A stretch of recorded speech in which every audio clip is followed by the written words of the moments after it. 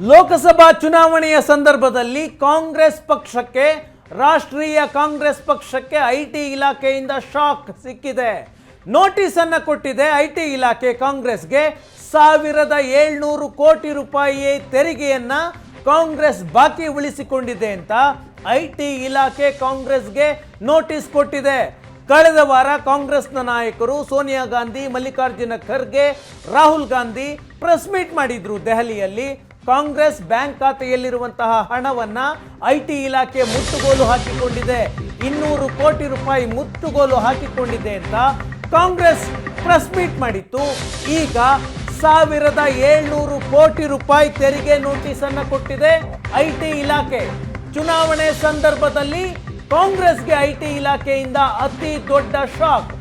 1700 ಕೋಟಿ ರೂಪಾಯಿ ತೆರಿಗೆ ಪಾವತಿ ಮಾಡಬೇಕು ಅಂತ ಐಟಿ ಇಲಾಖೆ ಕಾಂಗ್ರೆಸ್ಗೆ ನೋಟಿಸ್ ಜಾರಿ ಮಾಡಿದೆ.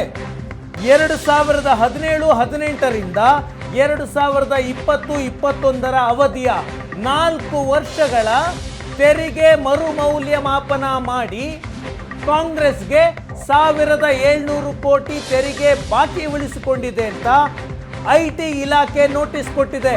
ಈಗಾಗಲೇ 2018 ಮತ್ತು 19 ಅವಧಿಯ 200 ಕೋಟಿಯಷ್ಟು ಹಣವನ್ನ ಬ್ಯಾಂಕ್ ಖಾತೆಯಲ್ಲಿದ್ದಂತಹ ಹಣವನ್ನ ಕಾಂಗ್ರೆಸ್ನ ಬ್ಯಾಂಕ್ ಖಾತೆಗಳಲ್ಲಿದ್ದಂತಹ ಹಣವನ್ನ ಐಟಿ ಇಲಾಖೆ ಮುಟ್ಟುಗೋಲು ಹಾಕಿಕೊಂಡಿದೆ.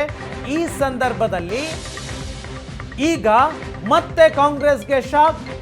ಒಟ್ಟು 1700 ಕೋಟಿಯ ತೆರಿಗೆ ವಂಚನೆ ಆಗಿದೆ ಅಂತ, ತೆರಿಗೆ ಕಟ್ಟಿಲ್ಲ, ಜೊತೆಗೆ ತೆರಿಗೆ ಬಾಕಿ ಉಳಿಸಿಕೊಂಡಿದ್ದಕ್ಕೆ ಬಡ್ಡಿ, ದಂಡ ಎಲ್ಲವೂ ಸೇರಿ 1700 ಕೋಟಿ ರೂಪಾಯಿ ತೆರಿಗೆ ನೋಟಿಸ್ ಅನ್ನು ಕೊಡಲಾಗಿದೆ.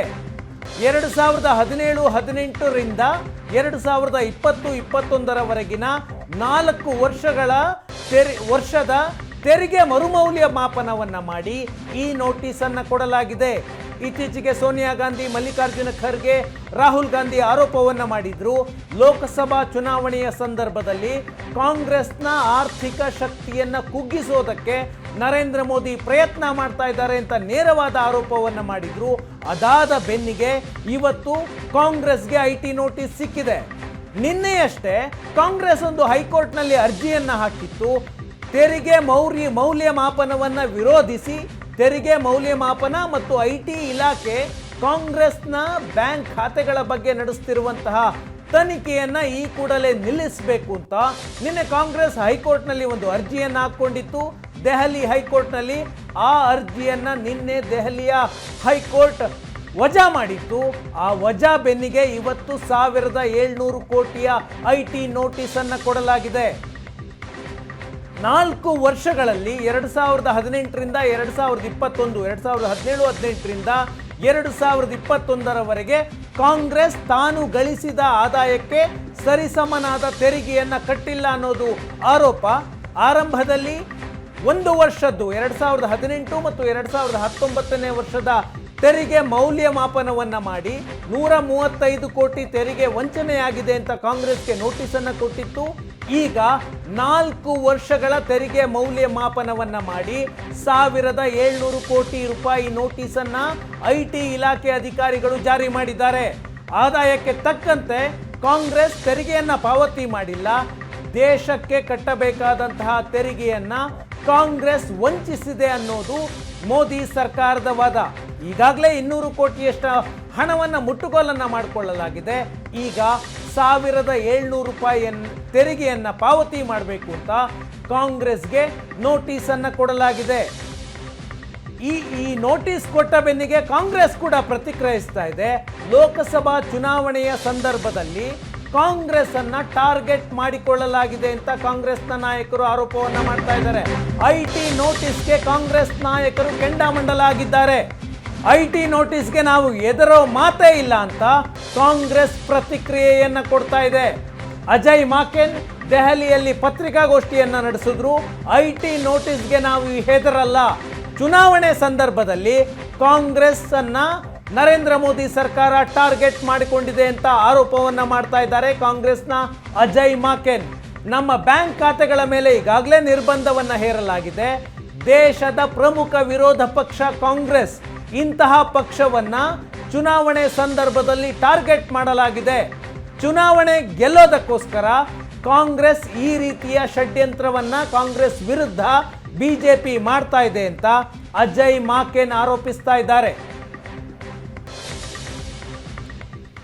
तो किस तरीके से लेवल प्लेइंग फील्ड भाजपा की सरकार ने नहीं रहने दिया अपने ऑपोजिशन पॉलिटिकल पार्टी से, और कैसे बीजेपी को फेवर किया जा रहा है और इनकम टैक्स की उन्हीं धाराओं का इस्तेमाल करके कांग्रेस को पिनलाइज किया जा रहा है और बीजेपी की तरफ आंख बंद किया जा रहा है। सबसे पहले तो इस बात को की जानकारी हम आपके सामने रखेंगे।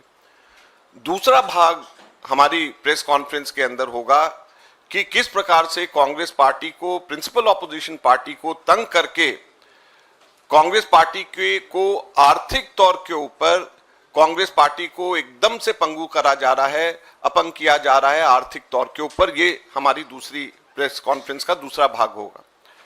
सबसे पहले साथियों मैं आपको बताना चाहूंगा, ये मेरे हाथ में रिप्रेजेंटेशन ऑफ पीपल्स एक्ट है और रिप्रेजेंटेशन ऑफ पीपल्स एक्ट में सेक्शन 29C ये हर पॉलिटिकल पार्टी के ट्रेजरर को बताता है कि हर पॉलिटिकल पार्टी को किस फॉर्मेट के अंदर जो डोनेशंस उसको आई हैं वो डोनेशंस को इलेक्शन कमीशन को और इनकम टैक्स को देना होता है, सेक्शन 29C।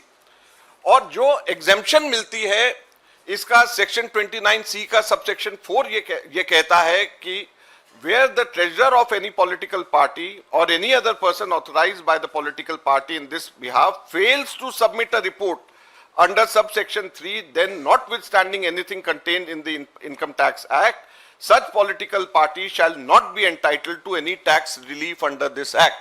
तो कोई भी exemption लेने के लिए इस जो प्रिस्क्राइब फॉर्मेट इसके अंदर है उस प्रिस्क्राइब फॉर्मेट में अगर कोई भी वायलेशन होती है जो ट्रेजरर अगर उसको करता है तो उसको एग्जेम्पशन।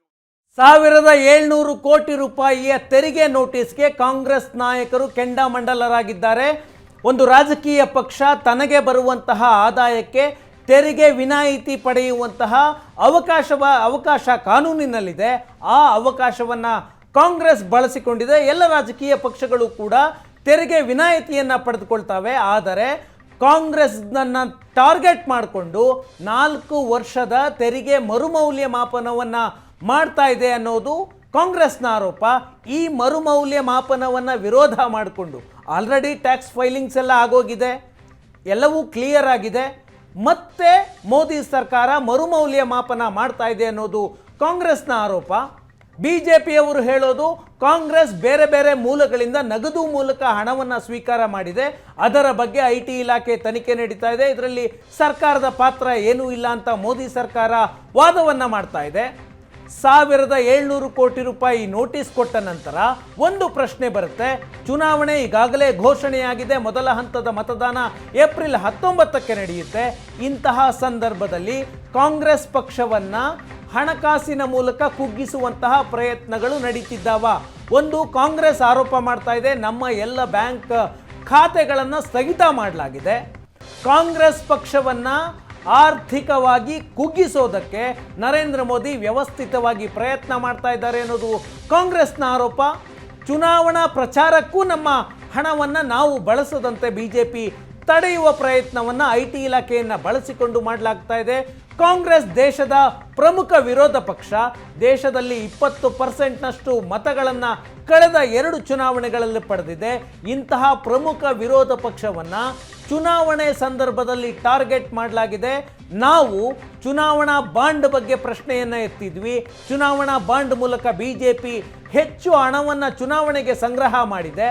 ಆದರೆ ಕಾಂಗ್ರೆಸ್ ತನ್ನ ಖಾತೆಯಲ್ಲಿರುವಂತಹ ಹಣವನ್ನು ಚುನಾವಣೆಗೆ ಬಳಸೋದಕ್ಕೆ ಬಿಡ್ತಾ ಇಲ್ಲ ಅನ್ನೋದು ಕಾಂಗ್ರೆಸ್ ನಾಯಕರ ಆರೋಪ. ಒಂದು ಹಂತದಲ್ಲಿ ಇತ್ತೀಚೆಗೆ ರಾಹುಲ್ ಗಾಂಧಿ ಪ್ರೆಸ್ ಮೀಟ್ ಮಾಡುವಾಗಾದರೆ ನಾವು ಕೇವಲ 2 ರೂಪಾಯಿಯನ್ನು ಖರ್ಚು ಮಾಡೋದಕ್ಕೆ ಸಾಧ್ಯ ಆಗ್ತಾ ಇಲ್ಲ, ನಮ್ಮ ಕಾರ್ಯಕರ್ತರಿಗೆ ನಾಯಕರಿಗೆ ರೈಲ್ವೆ ಟಿಕೆಟ್ ಬುಕ್ ಮಾಡೋದಕ್ಕೂ ಸಾಧ್ಯ ಇಲ್ಲ, ಪತ್ರಿಕೆಗಳಿಗೆ ಜಾಹೀರಾತು ಕೊಡೋದಕ್ಕೂ ನಮ್ಮ ಬಳಿ ಹಣ ಇಲ್ಲ ಅಂತ ಪ್ರೆಸ್ ಮೀಟ್ ಮಾಡಿ ಹೇಳಿದರು. ಆ ಪ್ರೆಸ್ ಮೀಟ್ ಸೋನಿಯಾ ಗಾಂಧಿ ಹಲವು ದಿನಗಳ ಬಳಿಕ ಒಂದು ಮಾಧ್ಯಮ ಗೋಷ್ಠಿಗೆ ಬಂದಿದ್ದರು.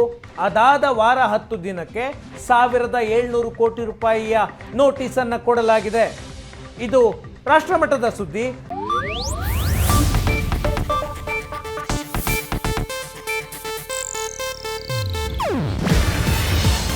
ಏಷ್ಯಾನೆಟ್ ನ್ಯೂಸ್ ನೆಟ್ವರ್ಕ್ ಪ್ರಸ್ತುತಿ. ನೀವು ನೋಡ್ತಿದ್ದೀರಾ ಏಷ್ಯಾನೆಟ್ ಸುವರ್ಣ ನ್ಯೂಸ್.